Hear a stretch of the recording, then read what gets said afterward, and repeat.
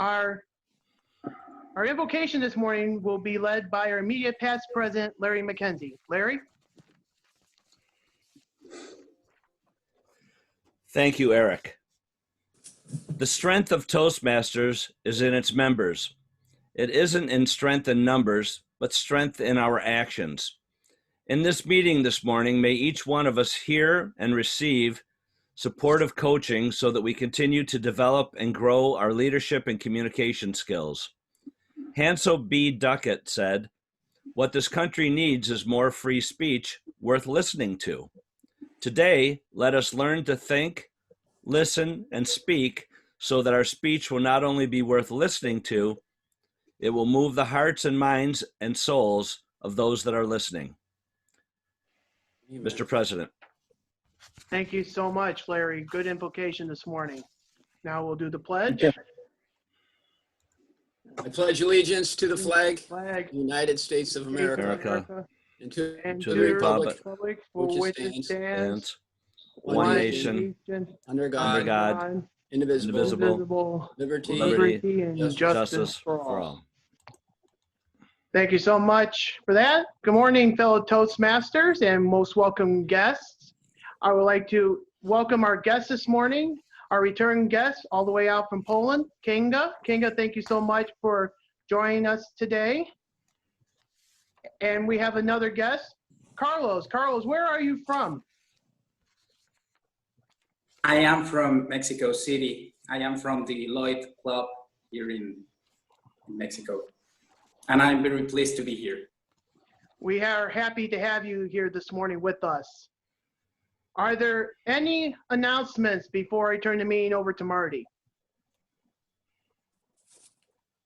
Just a reminder tonight, social hour, 7 p.m. We look forward to seeing you there. And with that, I'll turn things over to our Toastmaster of the day, Marty Johnston. Marty. Thank you, Eric. Thank you, fellow Toastmasters. Most welcome guests. I chose the theme Mini Summer Getaways, and I hope you enjoy it because if you think about it, I even asked for a show of hands. How many of you have gone on an extended vacation this summer? Not too many people. Oh, a couple people. The reason I say mini summer getaways is because a lot of people aren't able to leave the state, let alone leave the country due to the crazy COVID-19 pandemic that we're hopefully on the tail end of. But I think it's important that we all do get some type of mini summer getaway, whether it be, just driving out into the country to a friend's house and spending the day for a picnic or going down to the lake, Allegheny State Park, wherever it is, just someplace you can go and sit and unwind and relax, chill out, close your eyes, pretend you were on a week's vacation out in someplace nice and warm.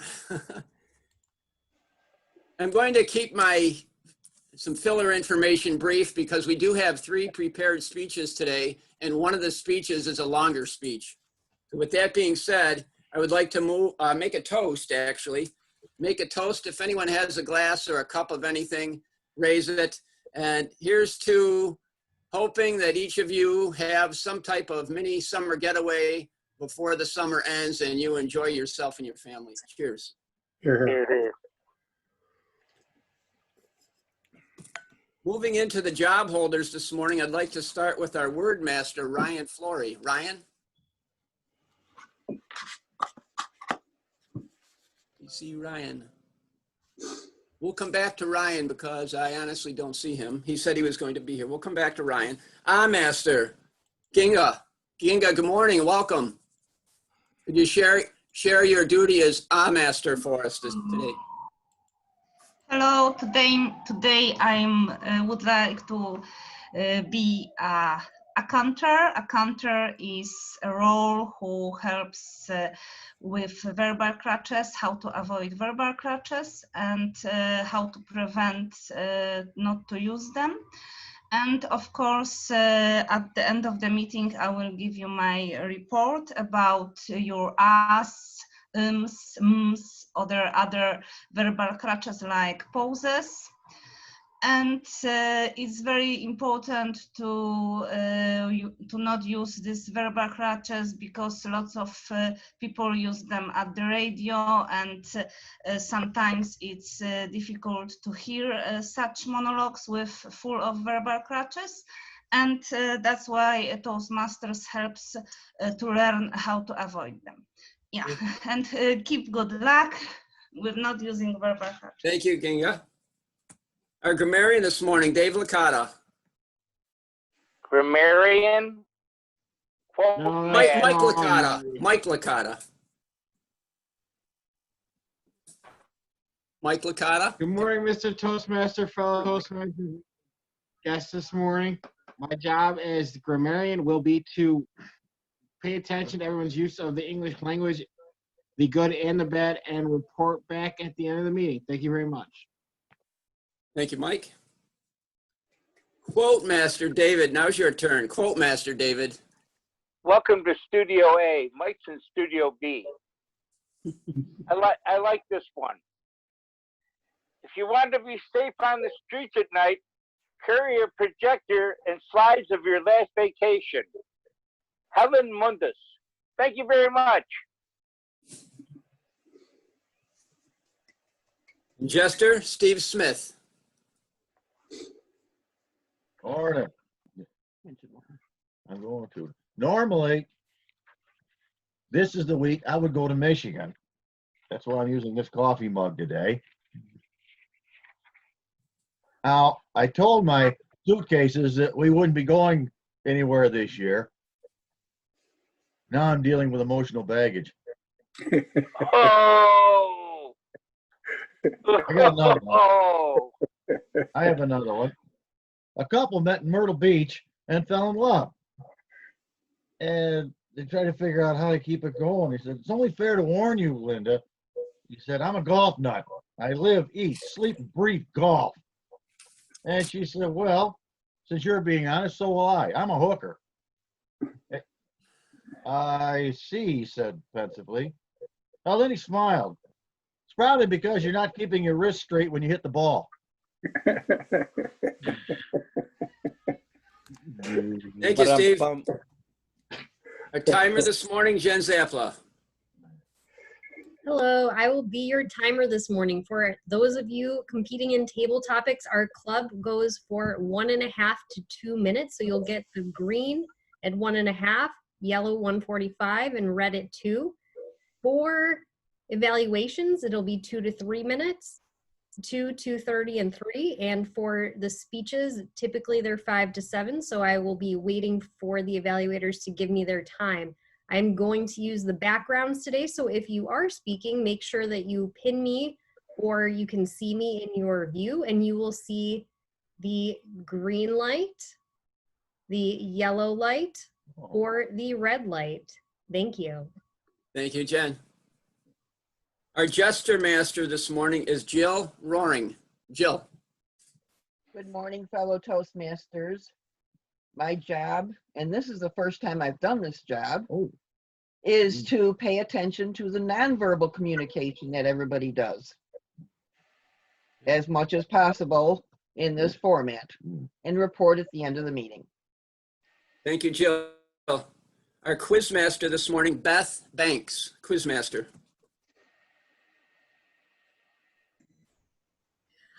Good morning, fellow Toastmasters. My job will be to come up with questions throughout the morning on what specific details for some of the speakers or people that have been talking. Thank you. Thank you, Beth. Our general evaluator this morning, Carol Ann Halstead. Carol. This morning, fellow Toastmasters, I will be just keeping track of the meeting, and also particularly watching the evaluators and evaluating them. Thank you. Thank you, Carol. Has anyone seen Ryan? Ryan? I don't see Ryan. I have a word of the day. I don't know how much it ties in with the theme. The word of the day I have is phlegmatic, P-H-L-E-G, matic, M-A-T-I-C. It's an adjective. P-H-L-E-G-M-A-T-I-C, adjective meaning not easily excited to action or passion. Unperturbed by situations that normally invoke anxiety, an absence of stress or worry. So if you're on a mini summer getaway, you might be phlegmatic to a lot of things that are going on at home that you would be easily upset about or stressed about. So phlegmatic, P-H-L-E-G-M-A-T-I-C. Use that as often as you can for the rest of the meeting, and especially during table topics, which is coming up. And our table topics master is Margo Bittner. Welcome, Margo. Good morning, Marty, and thank you very much for giving me a word like phlegmatic to use, and it will tie in with my questions this morning. So for our guests, the way table topics at AM Lockport works is not only do you have to meet the time frame of 1:30, 1:45, or 2 minutes with a 15-second buffer, but you also have to use the word phlegmatic in your presentation. Now, summer vacations are not something we do a lot here on the farm. The mug I'm using this morning says, "Wish we were there." My college reunion was done virtually. But Jim is actually considering taking a day off this coming summer. He's considering taking August 25th off for the whole day. For those who don't know, that's my wedding anniversary. So he's actually going to give me one day this summer, and we're going to do something. Now, I have just discovered he has never been on the Maid of the Mist. So that's something we're considering doing. So Tracy, what's something else we should consider doing on our day off there on August 25th? Ladies and gentlemen, Tracy Farrell. Thank you, fellow Toastmasters. And don't be phlegmatic, because it's going to be an awesome day. It's going to be well planned. And there's so many things to do in Niagara County. I believe you should take a tour of the city of Lockport. There's wineries right here, and I know you're very familiar with all the wineries, but we do have the Flight of Five right in the city. After that, I believe you should get on the boat ride. And Dave's like, no, don't go there. But check it out. You have to know your competition. Also, go on the boat rides up and along the canal. It's interesting. Usually, if you get the right one, you can have a dinner along with music being played. It's a wonderful night going on. After that full dinner, I think you should take a walk along the canal. It's beautiful. There's so many stops where you can stop and see everything along the canal, and finish it up with a cave tour. I've actually never taken that tour, but going through the caves, check them out. They're perfect time of year because it's cool in there and this hot weather that we're having. Go through the caves, check it out. If you're really, really adventurous, I think you should try those zip line tours. Go down and zip across the canal. Enjoy the city of Lockport. It is the #1 destination in the world. For all those on Toastmasters, come to the city of Lockport. Thank you. Thank you, Tracy. Actually, we had our 30th anniversary party on that boat. It was wonderful. So my niece actually just moved to Boston, and we have a guest with us who is actually from that area. So Tom, if I were to persuade my husband to take a few extra days and come to your area, what should we come and see if we were going to visit you? Tom Moran. Thank you, Madam Table Topics Master, for that question.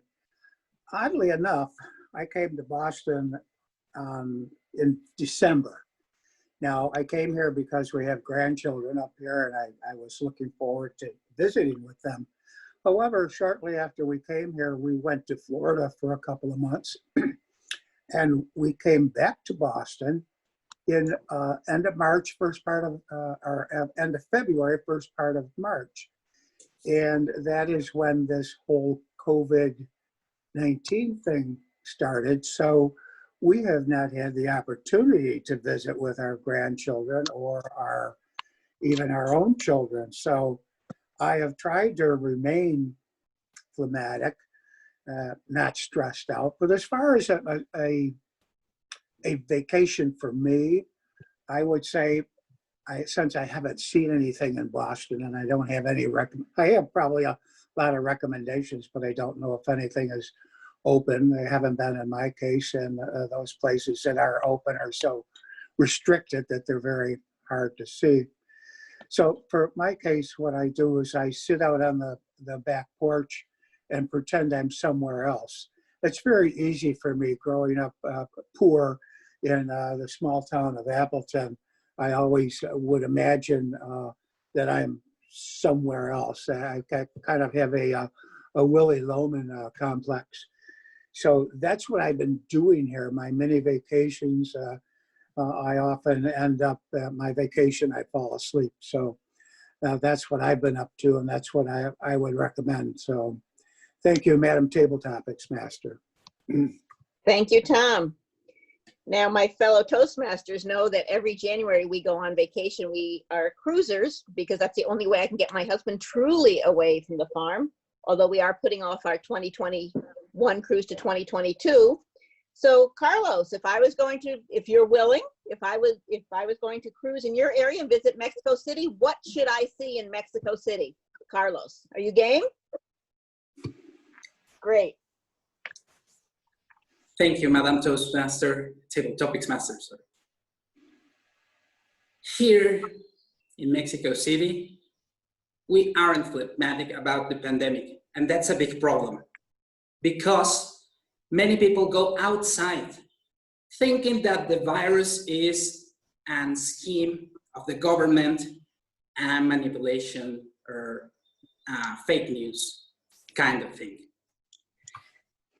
So I wouldn't recommend you to come down here as of now, but when things go back to normal, if that ever happens, I have my doubts. I will recommend you to visit the pyramids, for example, that are near here to Mexico City, to the capital. They are astonishing. You can see the ancient civilization progress, or at least the remains, but we are somewhat kind of proud about that. Most people think that they are a waste of money and resources and things like that because they wanted to build a Walmart years ago near Teotihuacan ceremonial site. The people joined and stopped that initiative. But as you can see, there are other things to look forward down here. There are many museums. You can see the paintings of Frida Kahlo and Diego Rivera. You can go to downtown and see the historic center. You can see the Independence Column, which is very famous. You may know it because every time the Mexico soccer team plays, everyone goes there to celebrate. In general, please stay at home. Toastmaster. Thank you very much. So all three of our contestants did use the word of the day. I'm pleased to report. Madam Timer, how do we do on our timing? All three of our contestants fell within time. Tracy at 1:45, Tom at 1:49, and Carlos with the buffer at 2:08. So I will ask our past president, Larry, to put up our poll, and I will turn the meeting back over to our Toastmaster, Marty Johnston. Thank you for this opportunity, Marty. Thank you, Margo. Thank you very much, Margo. I kept track of the word, and everyone said the word at least once. And as Margo said, everyone qualified: Tracy, Thomas, Moran, and Carlos. And the vote is up. Thank you, Larry. Okay, briefly touching back on the theme, the mini summer getaways. I know many of you have a favorite mini summer getaway, and hopefully you've already taken it. My favorite getaway is to my niece's place it's called the Bluffs, and it's in Wolcott, New York. And they have a little cottage there, and it's beautiful. It's pretty tranquil. It's a nice place to get away to. I haven't been there this year yet. I hope to. It's peaceful there. The kids and the family, you can go boating, go fishing, go swimming, and just chill out by the water. There's always good food and drink, and family, friends. It's a nice place to go and chill out. I'm definitely looking forward to going there. I see Ryan. Ryan, good morning. Ryan, now I started using the word phlegmatic, Phlegmatic. I don't know if you want to keep going with that word, or you want to introduce your word. No, I don't want to put a speed bump in the middle of the road. We'll continue with that, and I'll keep track. Phlegmatic, okay. Thank you, Ryan. Nice to see you this morning. All right, we'll move then into our prepared speaking portion of the meeting. Our first evaluator evaluating Nancy Faery's speech is Samir Rahman. Samir, can you tell us about Nancy's speech objectives and the timing? Thank you, Samir.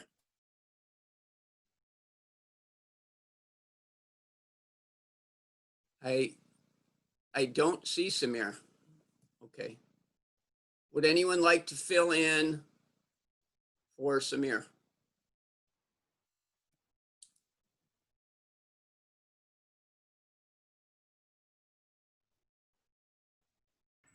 Maybe we could change the order of speakers, see if he shows up. Phil just offered, Marty, grab Phil. Okay, Philip, can you, what I think we'll do is we'll put Nancy, if it's okay with you, we'll put you at speaker 2 just so Philip can catch up. Philip, can you access the website? Nancy's speech information is on the website, or I can send it to you.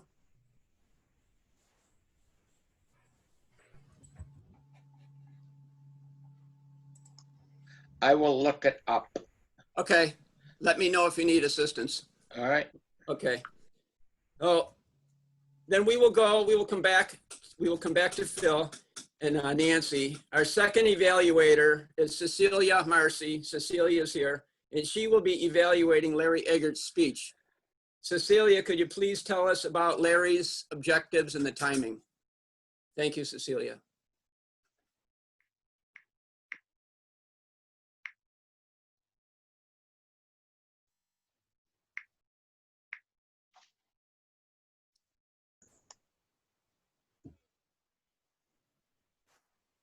Can everyone hear me? You're up. Oh, okay. Yeah, this morning, Larry's speech it's from the dynamic leadership module, level 3, elective project, storytelling. The time is 5 to 7 minutes. The title is, you got the title? Yes, I do. And it's 5 to 7 minutes? Yes. Hey, and thank you, Cecilia. I have one more here. No, go ahead. Purpose statement. The purpose of this project is for the member to practice using a story within a speech or giving a speech that is a story. That's it. Is Larry? Okay. Thank you, Cecilia. This morning, Larry Eggert comes to us having served as Chief of Lockport Police, where he retired after 36 years. Currently, Larry's an adjunct instructor at Buffalo State College. The title of Larry's speech is Crash and Burn, and Burn, and Burn. Help me welcome Larry Eggert. Thank you, Mr. Toastmaster. Good morning, fellow Toastmasters. Crash and burn and burn.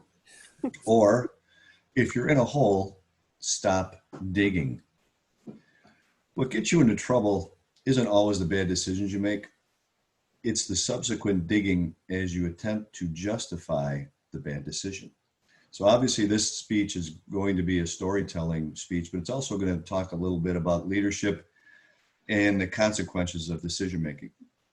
So I'm going to reach back into my rich treasure trove of ridiculous police stories to enliven this a little bit. So let's go back 20 years and join me on patrol. Cops always have to wear cool glasses. So I'm driving down the street one day, 20 years ago, Genesee Street. Now Genesee Street in Lockport was a place where there was a lot of drug activity and a lot of prostitution back then, unfortunately. Anyway, I'm driving down the street and I'm the captain of the shift. It's the afternoon shift. It's in the wintertime, so it's very cold. And as I drive down the street in my brand new SUV, by the way, I see a young man pull over in a car with no license plates. So I drive up behind it and he gets out of his car and he is speaking to one of the ladies of the evening that are standing on the corner. Now I'm assuming they're probably talking about politics or religion, or not. And I pull up to see what's going on. As I pull up, this young man who I recognize is a convicted felon, just got out of state prison, is on parole. I know his name. As I pull up behind him, he has a panicked look on his face and he jumps into his car and he takes off. So now he's driving a car with no license plates, no insurance. So I pull up behind him, I put my red lights on in my brand new SUV and decide I'm going to pull this young man over for a bunch of traffic infractions. He decides he is not going to stop and he takes off down the street. So now we're in a pursuit. So let's stop for a minute. Now it's decision time. What would you do? Now, if we were in a regular meeting, I would go around and ask you guys what you would do. Would you chase this person as he's driving away, or would you not? I think most of you would agree that we probably would wind up trying to stop this guy, to chase him, to try to stop him. And when you talk in police work, there's two decisions you have to make in this situation. Either you chase or you don't chase. If you chase and the car crashes, you're in trouble because you chased him and caused him to crash and you get sued. If you don't chase him in an unregistered car and he drives down the street and crashes into a car, you're in trouble because you didn't stop him and you're going to get sued and probably lose. So it's a no-win situation. So I choose I'm going to chase this guy. So we have a short chase through the city and we wind up going down this dead-end street, Fayette Street. For those of you that are familiar with Lockport, it's a dead-end street. And I'm driving after him and I'm realizing this is great because he's going to stop, abandon the car. There's going to be a foot chase and I'm going to catch him because I run every day. So I'm pretty excited about this. As he gets to the dead-end street, there is a hill to the right side. So he turns his car and goes down a 45-degree hill full of trees that ends on Garden Street. Decision time. What would you do? Would you stop your car and let him go?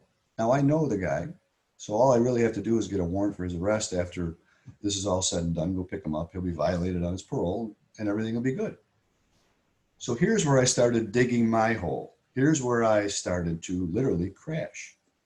Well, I'm not letting this guy get away. So I turn my car to the right and I go down this huge embankment in my brand new SUV, less than 1,000 miles on a car. The young man that I'm chasing gets down, he bottoms his car out on Garden Street, slams it into park and abandons the car. I'm bouncing down this hill, avoiding trees, by the way. Bottom out on Garden Street, slam on my brakes, not quick enough. Crash into the back of his now abandoned car.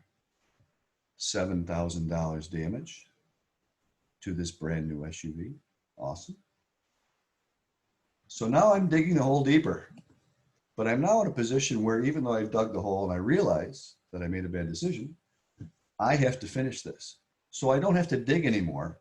I've dug the hole already. Now the hole is digging itself. I started a foot chase with this guy. We jump over a bunch of fences. He crashes through the back door of this poor woman's house. He has no idea who she is, lands in the kitchen. Myself and several police officers land on top of him. There's a violent struggle. This poor woman is screaming in her kitchen. And we get up. I'm covered in blood. I cut my hands all over these chain link fences, and so did he. Now remember, I don't have to dig anymore. The hole is digging itself for the decision I made. I'm covered in blood. I have huge gashes on my hand. Back then, when you got out of state prison, there was a 25% chance that you had HIV, so AIDS. So during the fight, he was cut up, so was I. His blood was all over me. Now again, the hole is digging itself just because of that one spade full of dirt that I took out when I went down that stupid hill. So I have to go to the hospital now. So the next day I go to the hospital to have a blood test because you have to decide if you now have AIDS. And that's a whole nother speech, by the way. I walk into the hospital again. Now it's the next day and the hole is still digging itself. It's now, I've crashed and now I'm burning for 24 hours. I go into the hospital. I put my prescription down on the counter at the hospital blood bank. I said, I'm here for a blood test. The girl who I know behind the counter says, you're here for an AIDS test? Now there's 12 other people sitting behind me in this room. I feel strongly that I have to explain to the clerk and these 12 people that I'm not getting tested because I'm gay. And I went through this whole speech that I just gave you to the entire waiting room to explain why I was there. The hole continues to dig itself. So it's amazing when you make decisions, how sometimes when you crash, the burning continues. How you take that one spade of dirt out of the hole, and after a while, if it's a bad decision, it just digs itself. So what can you learn from this? Lesson number 1, be careful in your decision making. Go figure. If possible, analyze the situation. Before you make a decision, look at the short-term and long-term consequences of your actions. I know that's easy to say, hard to do sometimes, but it's important. Number 2, if you make a decision and you realize it's a bad decision, don't be afraid to correct it. Because if you don't, you'll dig the hole, and after a while, the hole will dig itself. So if you follow these simple lessons, hopefully you'll avoid being singed by the initial crash or the subsequent and more serious burns that come from these horrible decisions that you might make. And in the end, it's a simple concept. If you're in a hole in a leadership position, you're making decisions, and you make a bad decisions, stop digging. Mr. Toastmaster. Thank you, Larry. Okay, Phil, are you all set? Phil Russell?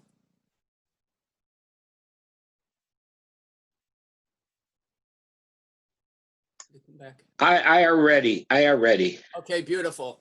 Phil, please let us know Nancy Faery's objectives and for her speech. Thank you, Phil. All right, Mr. Toastmaster, fellow Toastmasters, our guests. This project addresses the skills you need to develop a podcast, create interesting content, and organize a cohesive program. You will learn how to record and upload it on the internet. The purpose of the speech, the purpose is to project, of this project is to introduce you to the skills needed to organize and present a podcast. We use this project and your own research to create a podcast, record a minimum of 60 minutes of content. You are free to divide it up.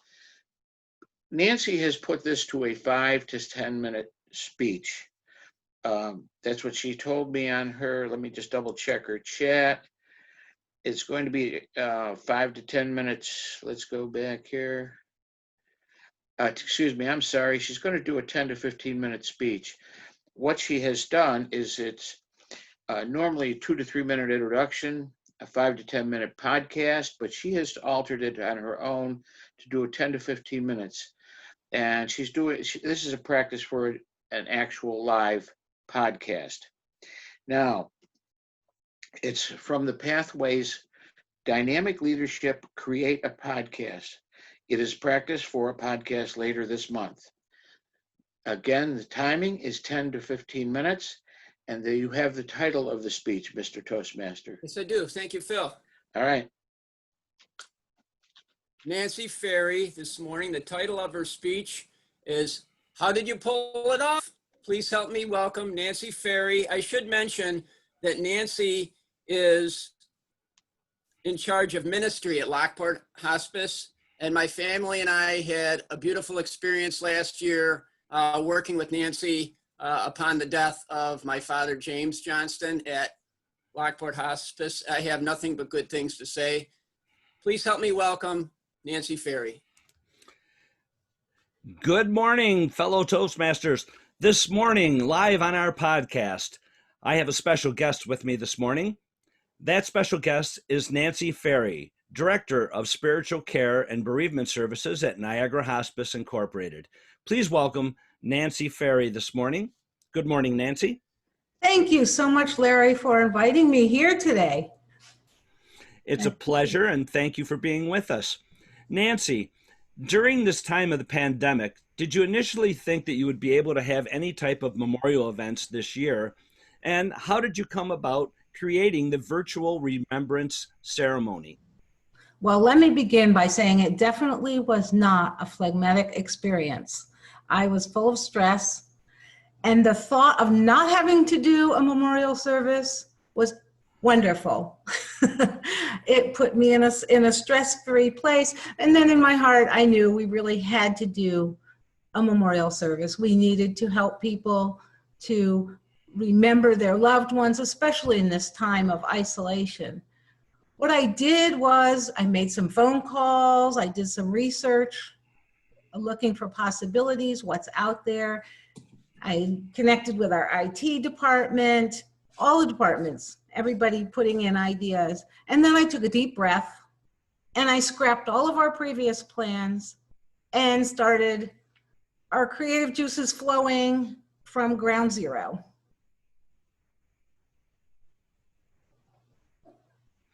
Thank you, Nancy. I have a couple of other questions. What were the challenges in organizing the elements of the presentation and producing it for the community? Well, one of the biggest challenges is we had created a program that was very well greased and it was smooth. We had a template that we could plug in different people, different readings. Everything was smooth and set, and that was not going to work on a virtual remembrance ceremony. We wanted it personalized, we wanted it meaningful, and short enough to keep people's attention span. Somehow when you're gathered outside with a group of people, you can go a little bit longer. After all, they've driven there, they want to stay a little bit longer and linger. We knew that it had to be probably 20, 25 minutes. We also wanted to do something more than readings. And I knew there was that need for connection. And for me, during the pandemic, the most important connections were the 4 elements: earth, water, air, and fire. So I went with that theme, and we decided what we would do is move around our beautiful hospice gardens and walk through them with people. It ended up being a little bit of a challenge there when it came to technology. Were there any technology issues you had to figure out in planning and how to record and also to edit the video?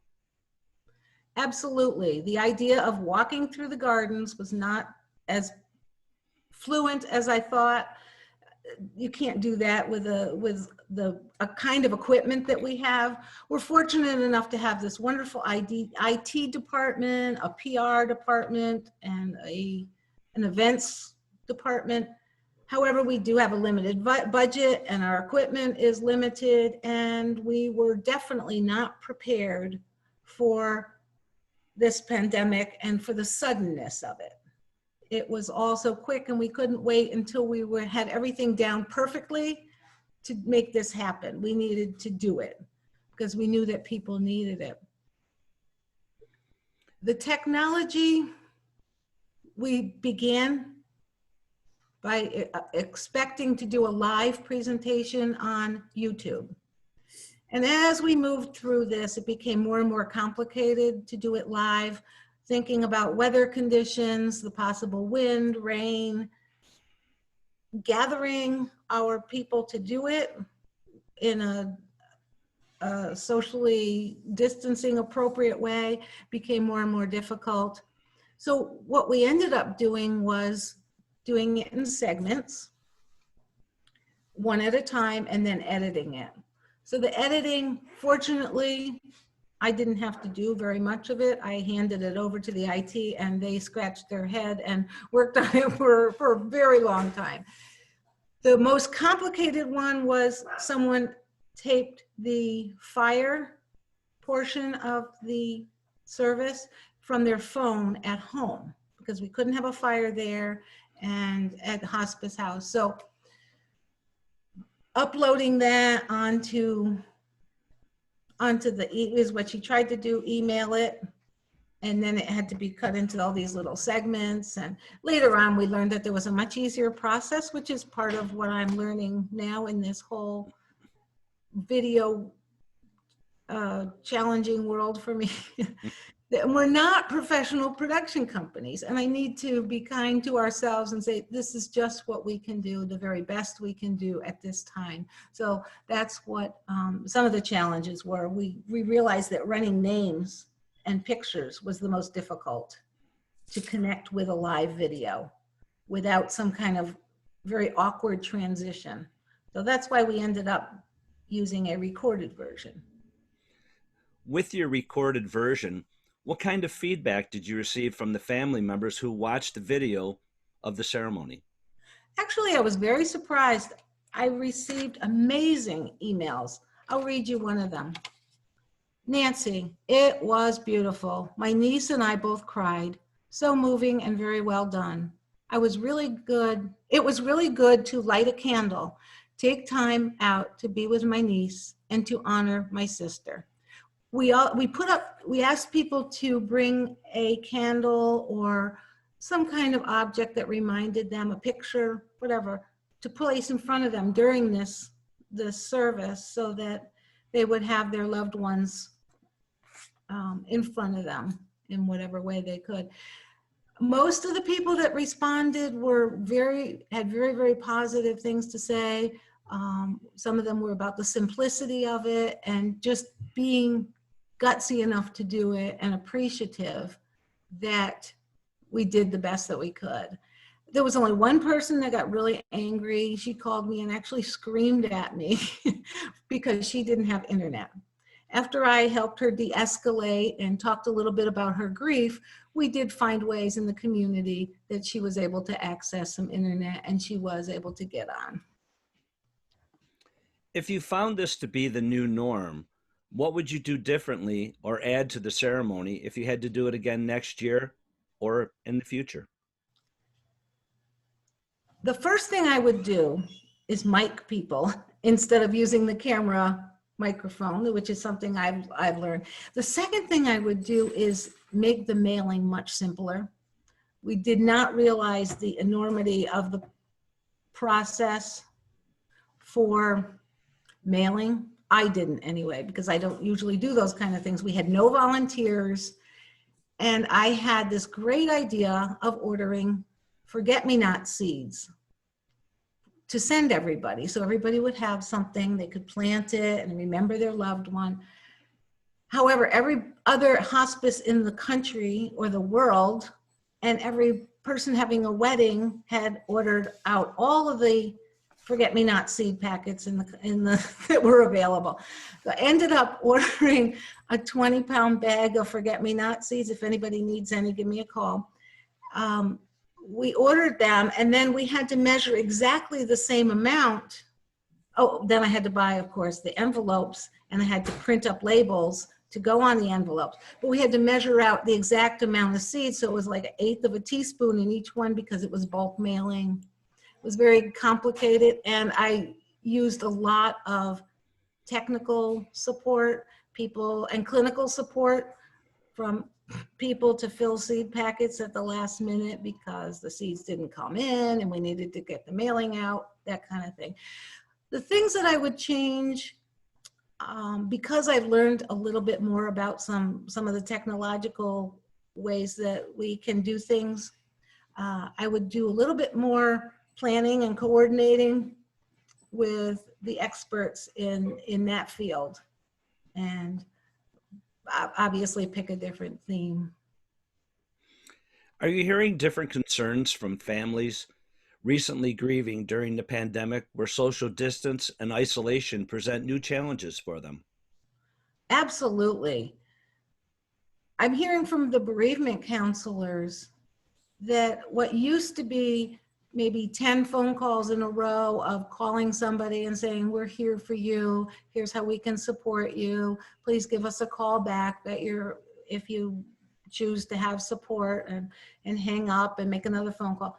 Everybody was picking up and everybody wanted to talk for an hour. So it was very, very different experience. And we got together as a team, and I listened to what was going on, and just so much grief and complicated grief, but also severe isolation.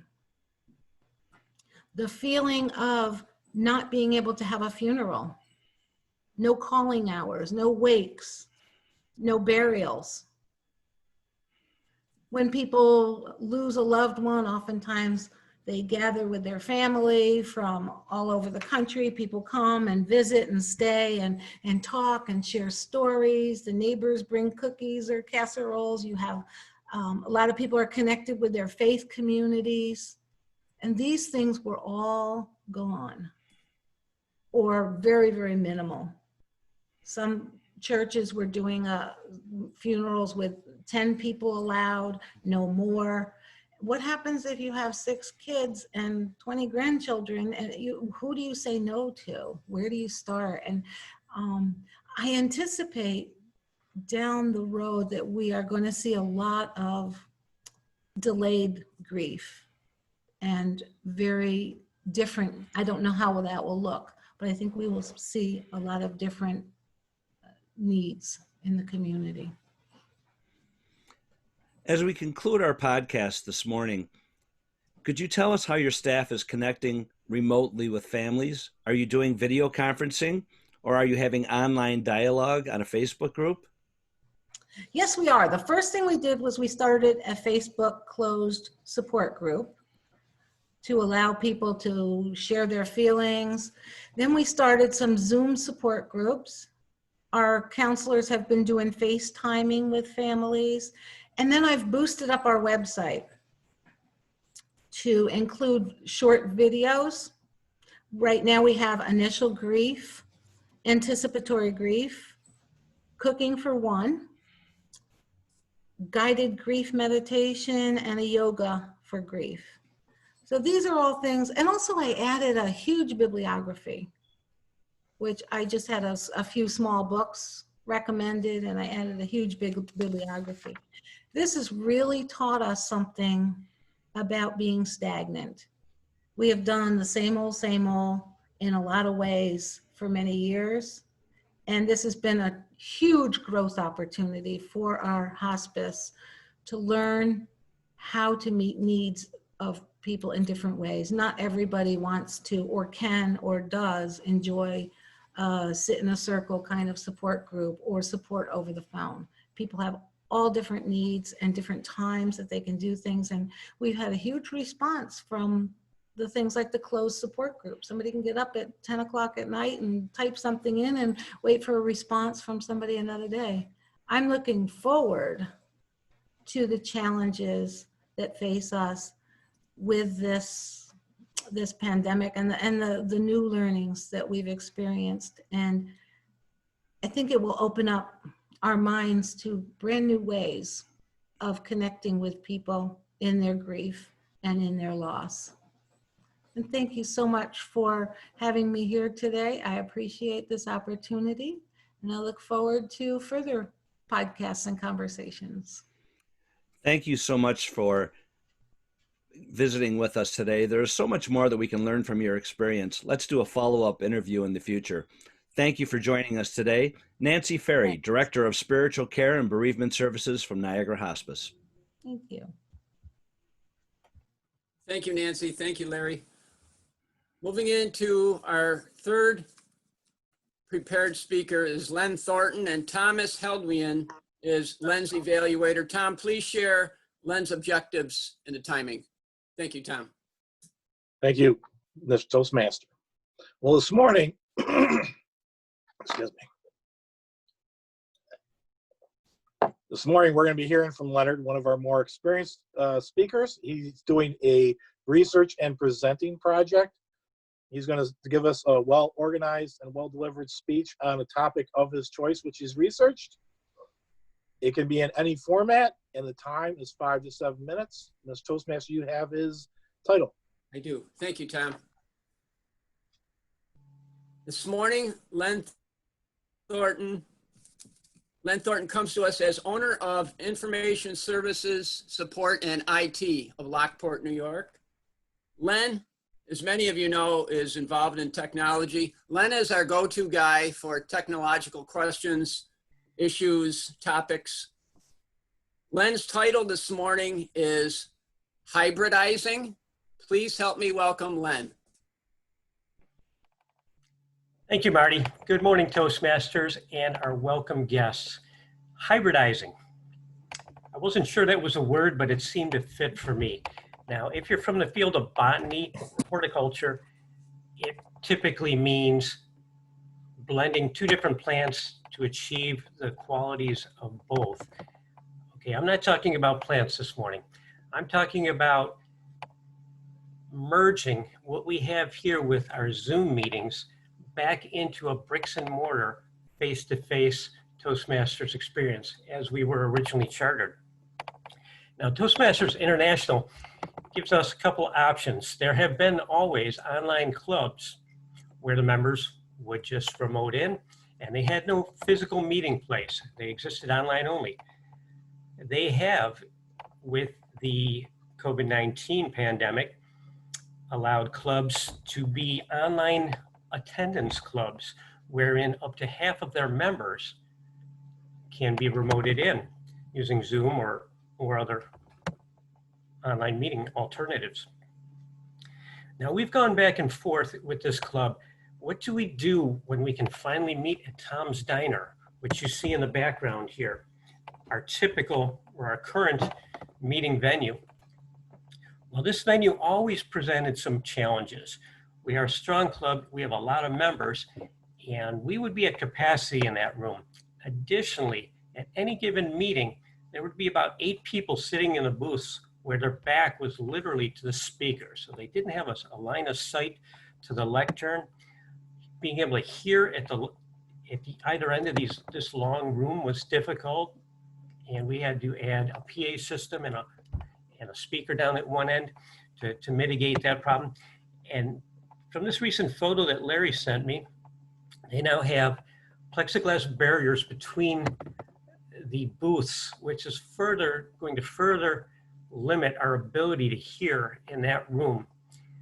And I'm not even sure what capacity we'd be able to fill in that room under current New York State COVID guidelines. So rushing back to Tom's is not an option, unfortunately, for us. I thought to myself, why not try and combine the best of both worlds? It had been suggested by some that we alternate meetings. We have a virtual meeting, and then the next week we have a physical meeting, and we go back and forth. I think what that would evolve into is 2 separate clubs, people who only remote in and people that only want to be there in person. And I understand the needs of both people, but I think there's a way of hybridizing, of combining the best of both. And what I've seen, let me bring up a different graphic here. If we had a proper venue and it were laid out properly, we're in a large screen, we're behind our lectern, and we had somebody acting as a Zoom master for the meeting, directing the camera, the Zoom meeting, letting guests in, and coordinating who's speaking and when.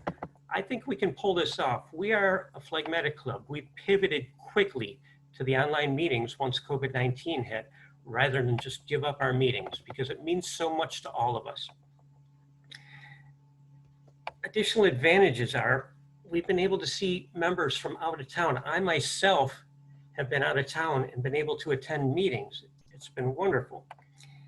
Those with health issues can attend safely. If people aren't comfortable with the social distancing capabilities of our venue, of our restaurant, or they have health problems wherein an infection could be very, very bad for them, they can still attend virtually. Weather becomes a big issue in Western New York. If you're not aware, we get a lot of snow and ice and very cold days, and some of our members travel a significant distance to get here. I know we don't see Margo for a few meetings. Anne-Marie Lenhart comes from Amherst. People come from far and wide for this club because of all the things we have to offer. And on any given day, to be able to just phone it in, as you will, or connect virtually, I think that would be very attractive to a lot of our members. And obviously the space issues with a growing club like ours and a robust club in Tom Steiner just doesn't fit. Now there are challenges. The room must be designed and really built for the dual participation. We need a wall wherein we can mount a large screen TV, set up a camera. We can't spend time lugging equipment back and forth in an hour setup for every meeting. That's simply not going to work. We need, as I mentioned before, a virtual meeting manager or a Zoom manager of our meeting, someone to coordinate the online people, bring them into the meeting, also make sure that the camera's on the lectern for the people that are there physically and that they're communicating back and forth. Given the delay, there are limitations, obviously. We need reliable internet. We need a strong broadband connection that's going to keep us online. We can't be dealing with technical glitches throughout the meeting wherein those become the focus and take away from the flow that we're all accustomed to of our meetings. The PA system, that's an obvious thing. We'll need to hear the Zoom meeting, and the people on Zoom will need to be able to hear all the people live in that club. Now there's always trade-offs. When we switch to this online format, the biggest drawback to online participation aren't technical, but they're social. Video conferencing allows for more nonverbal communication than a simple phone call, but it's still limited compared to live speeches in a face-to-face crowd. You've got all those rich physical signals, eye contact, leaning in or leaning out, subtle little facial gestures that you don't always come through when you're online. Reading an audience without verbal feedback, without applause. One of the things that so endeared me to the club in the early days was the constant applause between speeches. Every time somebody spoke, we've lost that. And we may want to experiment with that in the Zoom fashion, having people during speeches unmuted so we can actually applaud at key points, as long as everybody behaves and keep their dog barking and their distractions down. Privacy may become an issue. When we were chartered, who could anticipate that we'd be recording all of our meetings and putting them on Facebook? Now it gives us the opportunity to review them and analyze ourselves, which is a great tool, but some people may not be comfortable with that. So in conclusion, with a little thought, planning, patience, I think COVID has presented us with a fantastic opportunity to our members to continue to develop our communication and leadership skills in two formats. Mr. Toastmaster.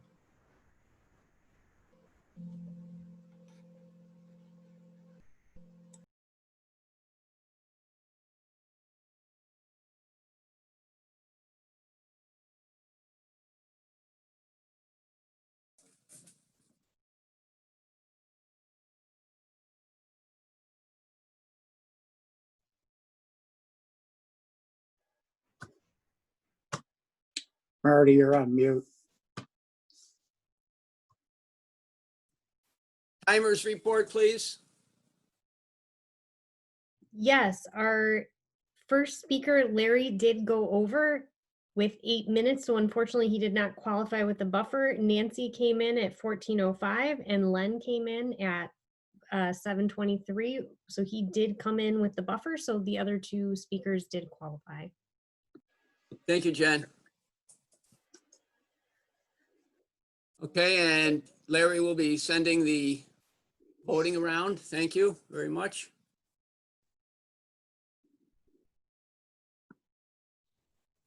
And most recently, I received a package in the mail, and not often I receive packages in the mail. However, I was completely surprised this time. I got a book from a friend in the mail. I opened it up, and The title of the book is Don't Go There. And it's interesting. It says from Chernobyl to North Korea. There's stories about this man that loses himself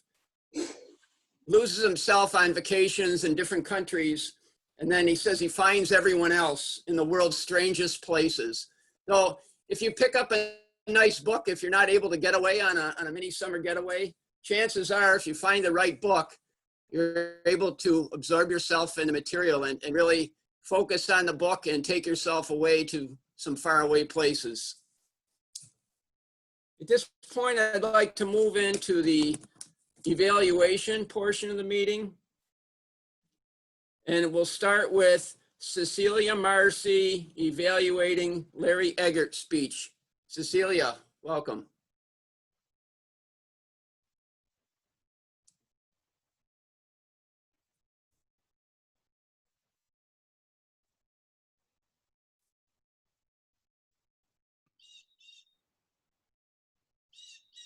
Good morning, everyone. Can you hear me? Marty. Good morning, everyone. Can everyone hear me? Yes. Oh, okay. Yes. I always like to hear a good cop story, and today Larry didn't disappoint. Back in the 80s, I used to watch a lot of cop shows. That's all in the 80s, that's all there was shows about cops. I watched Hell Street Blues, Starsky and Hutch, Cagney and Lassie, and it's still going on today. There's still a lot of cop story. Being a policeman is not your typical job. Every day, you never know how's your day is going to unfold. And today, Larry treated us to one of his most memorable, but albeit regrettable decision or adventure. This story actually resonates with me because I live near downtown, and I know where Wasborn is only 2 blocks away from where I live, and Green Street. And I don't want to be politically correct, but yeah, those street, Green and Wasborn is troubled street back then. I'm not sure about it now. So I can sympathize with Larry when today he told us about his story that he was driving a brand new SUV that's probably worth 40,000, and you see a suspicious activity. You see a guy down in Wasborn talking to, policeman always had an instinct that something's bad is going to happen, that guy is a bad guy. So despite his good judgment, he decided to pursue the guy, and just like a typical police story, it doesn't always end good, and it's always in a disaster. And Larry did a good job about telling us about how the story, what's the consequences of his bad decision, that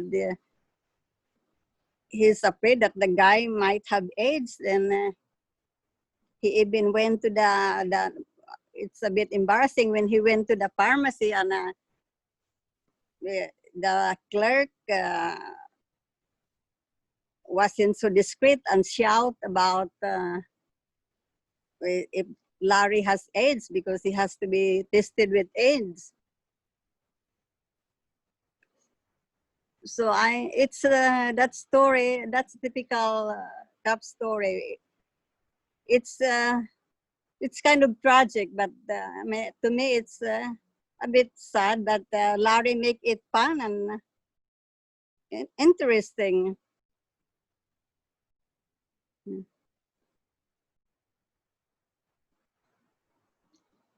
Wait a minute. I lost my train of thought.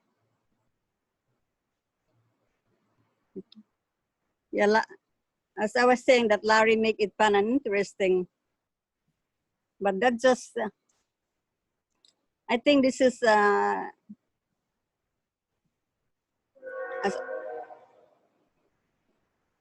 a minute. Yeah, Larry made it fun and interesting for us. And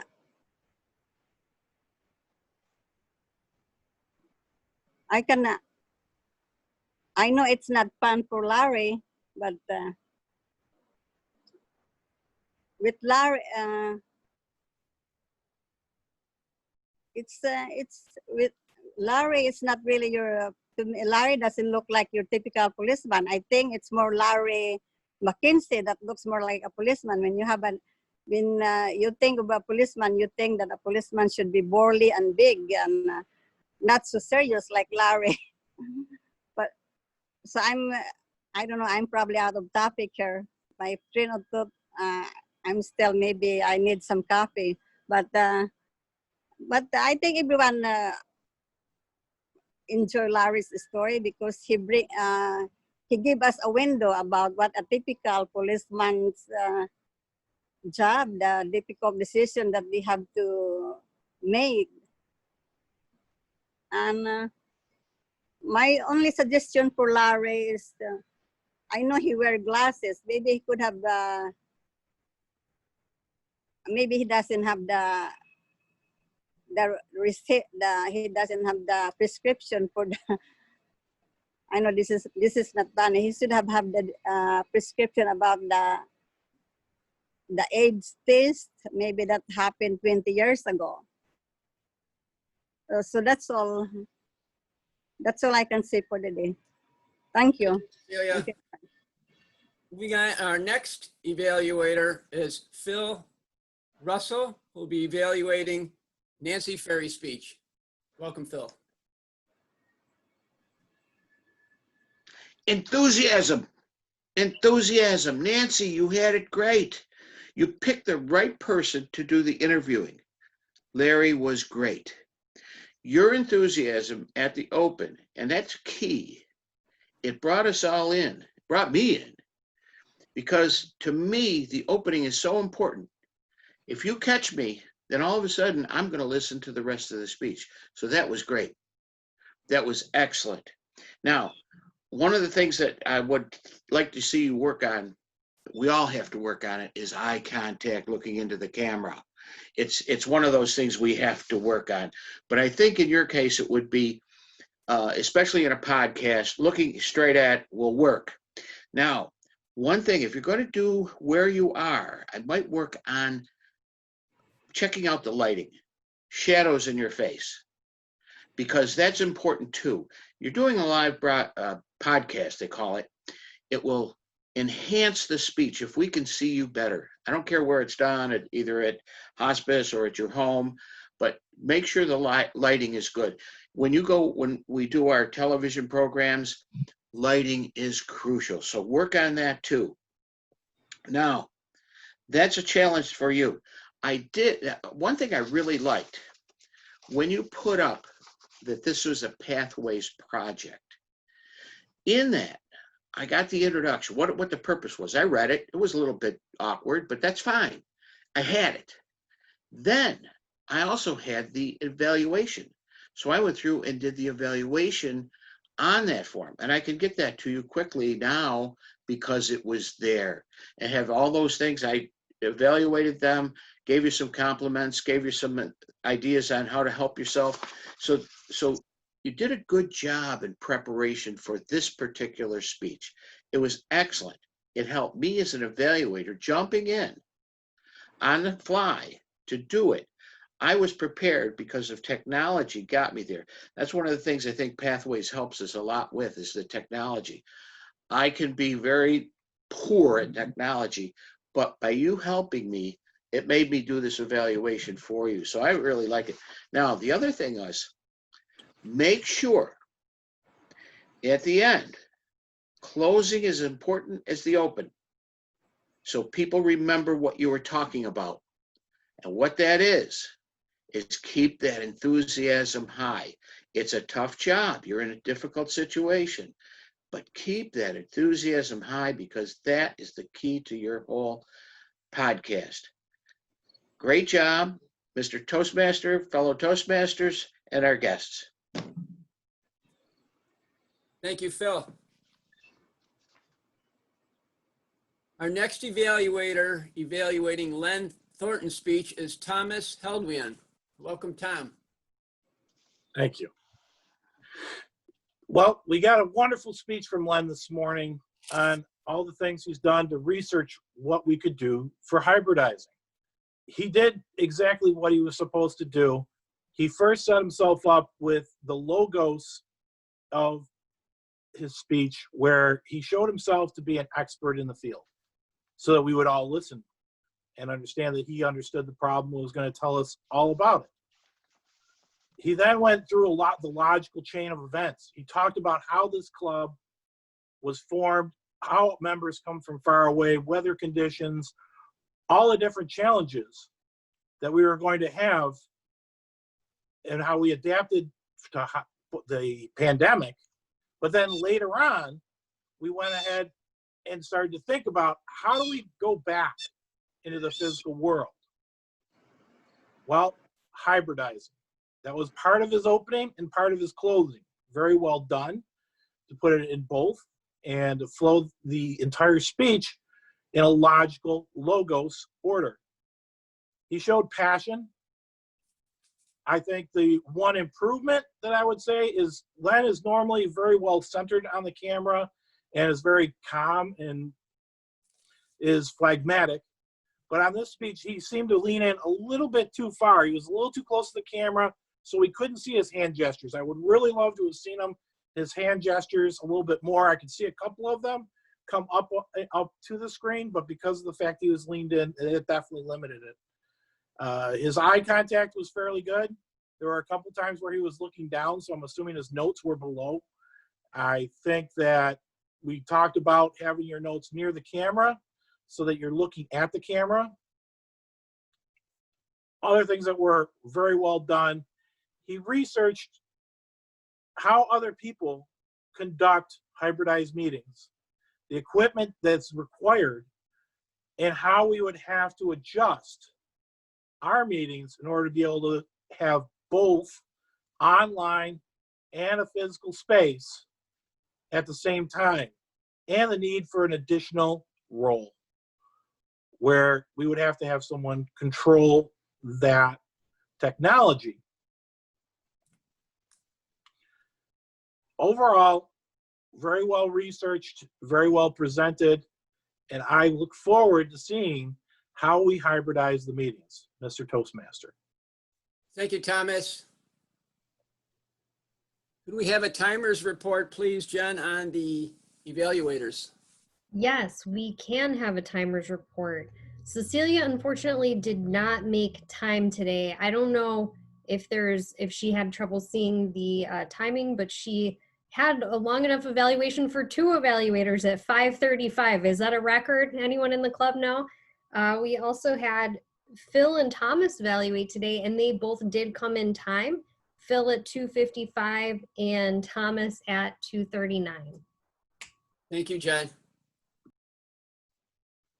Oh, we'll vote for best evaluator at this time.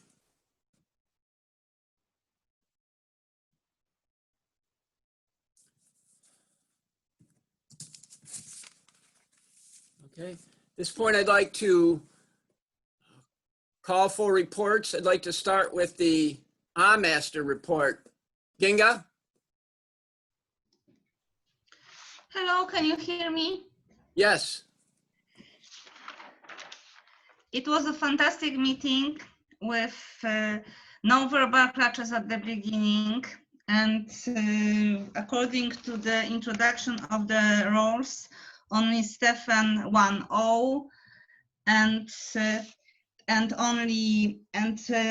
according to table topics session, Tom Moran only 2 arms. And that was all of the fantastic meeting, because now we started evaluation session, and it was completely opposite. And yeah, Cecilia Marchi gave us about 15 M's according to feel free, free verbal clutches to us and one saw. And according to the speakers, the Nancy Faery gave us 9 M's and Len Forton 1 the rest with nur verbal clutches, 0 verbal clutches, the rest. And yeah, and for me, this session and this meeting was great, and yeah, hope that next meeting will also be such great with so few verbal clutches on it. Thank you, Kinga. Next, we'd like to hear from our grammarian, Mike Licata. Mike. Thank you, Marty. We had several strong speakers this morning, but I did catch a couple of things. First, Larry Eggert, you did a great job with vivid language. The no one situation was great use of the English language, and crashing and burning for 24 hours. I didn't think it was possible, but I thought that was great language. Nancy, just because you spoke the longest means I probably caught the most. You did. I like the creative juices is always a good imagery. I did catch you say a cause. It's because. There was some. I also caught you dropped an A and about. I caught a was like. Nothing can be very minimal too. It is minimal. It is a descriptor enough. Len, I like hybridizing. I think is a great word and a description of how the world has to work nowadays. I think the constant applause. You said current meeting venues, Tom Diners. I would argue that Zoom is actually the current meeting venue, or online would be the current meeting venue. Our evaluators did a great job. Cecilia, I did catch it's restart, so just watch your restarts, and you did that twice. And that is my report for this morning. Thank you very much. Thank you, Michael. Next, we have our gesture master, Jill Roaring. Good morning, Mr. Toastmaster and fellow Toastmasters.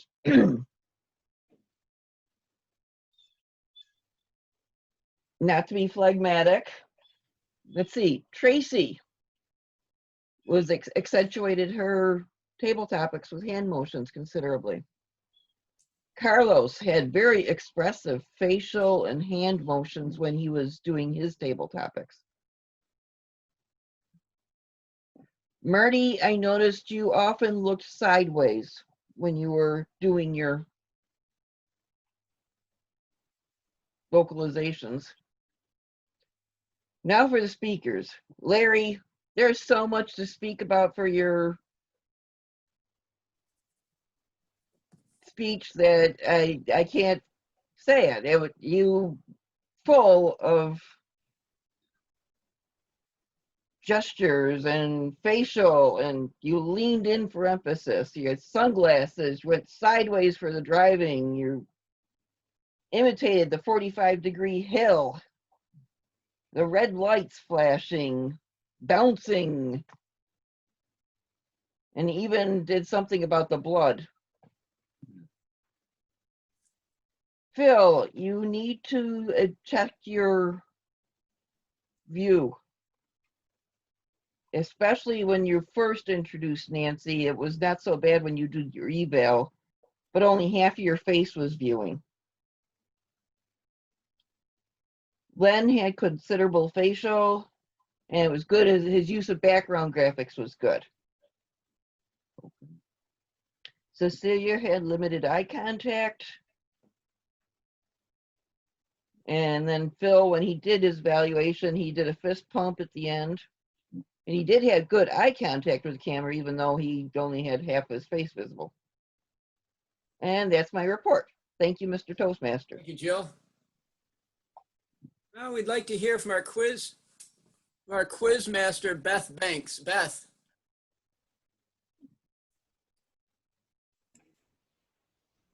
Okay, thank you, Toastmaster. I have some questions. I don't really know how many questions I'm allowed, so I'm just going to go for it if that's okay.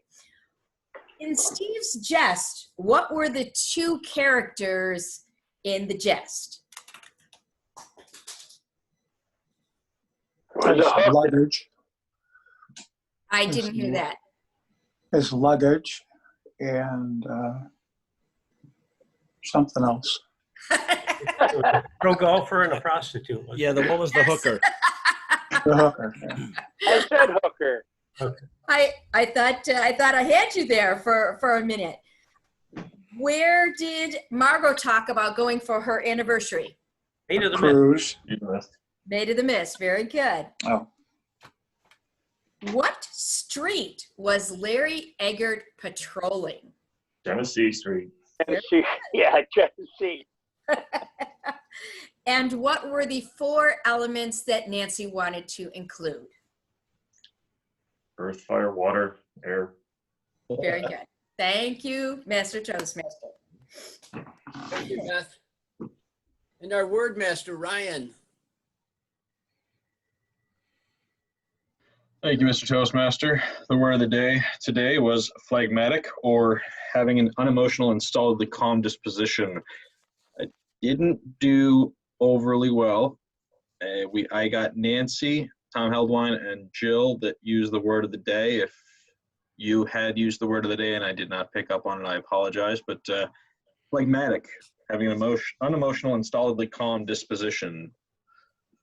Mr. Toastmaster. Thank you, Ryan.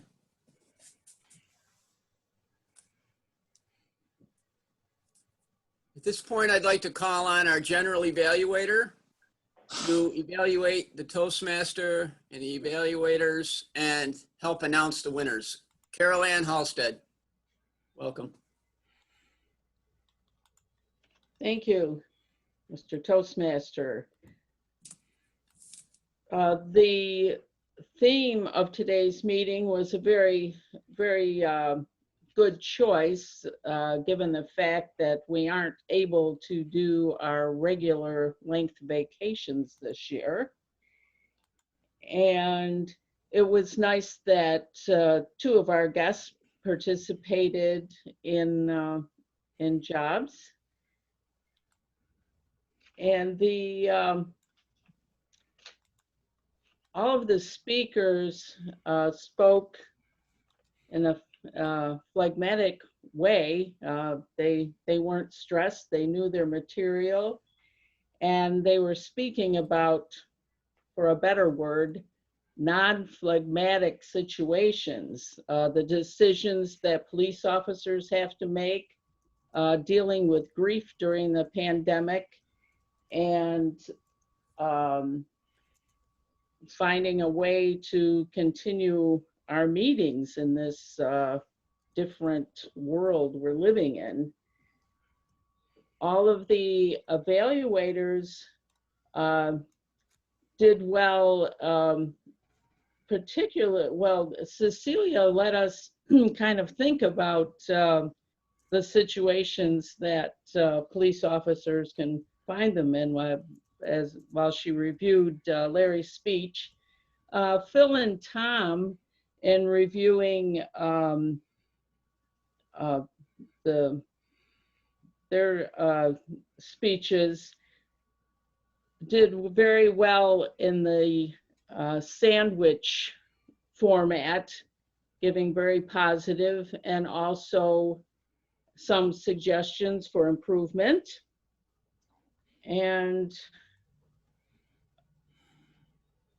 it was very good. As always, we had Phil stepped right up to take an empty evaluator's place. So the meeting, I feel, flowed very well today. Very enjoyable. Thank you, Mr. Toastmaster. Thank you, Carol Ann. Larry McKenzie, would you please announce the winner, ask the guests how they enjoyed our meeting and how they found out about AM Lockport. Larry. Thank you, Marty. Eric is busy at work this morning and asked me if I would close the meeting out this morning and also announce our winners. But before I do announce the winners, I would like to thank our two guests this morning. We had Carlos visiting us from Mexico City. Carlos, how did you enjoy our meeting?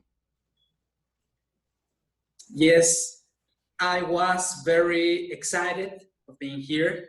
You are a very warm club. I'm looking forward to join you on more meetings, even though I have to get up earlier to walk the dogs and do all other stuff. But it's worth the while of being here with you. Thank you. Thank you so much, Carlos. Just in case you were wondering, if you look right here, our motto for our club is "It's worth getting up for," and I thank you for joining us this morning. We also had with us this morning a guest from Poland returning to visit us again this week, Kinga, and thank you for taking a role as our master. Kinga, how did you enjoy the meeting? The meeting was wonderful. I really enjoyed it, and hope to see you next week. And yeah, and it's really wonderful club, and the atmosphere is great for me, and you are very welcoming, and yeah, and hope to see you next week. Thank you so much, Kinga, and we enjoy having guests from all different parts of the world join us, and we thank you for doing that. Without further ado, we have our winners today, which are our ribbon winners. Table topics. Our top table topic speaker today, all the way from Mexico City, Carlos is our winner. Congratulations, Carlos. Table topic winner this morning. Our evaluator. Believe it or not, we had a tie. Phil and Thomas both tied, so we have a tie for the evaluator this morning, a dual role with Phil and Thomas. And our top speaker of the day, Nancy Faery. Nancy, congratulations as our top speaker. Thank you, everyone. Before we close out our meeting this morning, I want to thank everyone for joining us. And I know there are a few guests that are with, or a few members that are with us this morning also, that may not have had an opportunity to speak. Does anyone have anything they would like to add before we close out our meeting this morning? Absolutely. I think this is a great club. As I said again and again, everybody volunteers for roles and, spot available. So this is a great meeting. Thank you so much. Thank you so much, Moklas. Are there any other comments before we close our meeting, or are there any announcements of anything upcoming that anyone would like to let us know about? Does Carlos understand how close we are to Niagara Falls? And I want to know if Carlos has ever visited the falls. No, unfortunately, I haven't visited Niagara Falls yet, but Carlos, we are 19 miles from Niagara Falls. Okay. And when you arrive in Western New York, you're going to have the best guides ever. Okay. You're more than welcome. I'm looking forward to it. You visit Niagara County, you're going to love it. Yes. Thank you so much. Dave is our resident, I guess you would say, tour master. So, also coming up, he's ambassador of Western New York. The other thing too, at the end of this month, I know Kate will be letting everybody know, but Kate and I believe the rest of our committee has put together our picnic, I do believe, and it's August 30th, if I'm not correct, Margo. You're asking me? Just because it's at my place, I got to grab my calendar. All right. Well, Margo's. I'm going to grab my calendar, make sure I got the right date. Okay. Yes, it's August 30th. It is. Thank you. It is August 30th. Okay. The other thing I wanted to let everybody. Thank you. The other thing, I'm putting it in the chat right now, but if anyone would like to join this evening, it's right there. This evening at 7 p.m., we have our weekly social hour, And it's basically not a meeting. It's just a get together, a wellness check on everyone. And it gives us an opportunity to toast and welcome each other into a new week. Who's Toastmaster next week? Toastmaster next week is, anyone know who? It would be Dave Licata. Dave, do you have a Oh. theme? Yes, Dave, do you have a Yes, theme I for next do, week? Margo. Here it is. Yeah? The theme is the Sunday Funnies. The Sunday Funnies. Okay. So I want you all, when the weekend rolls around, I want you to pay close attention to the comic strips.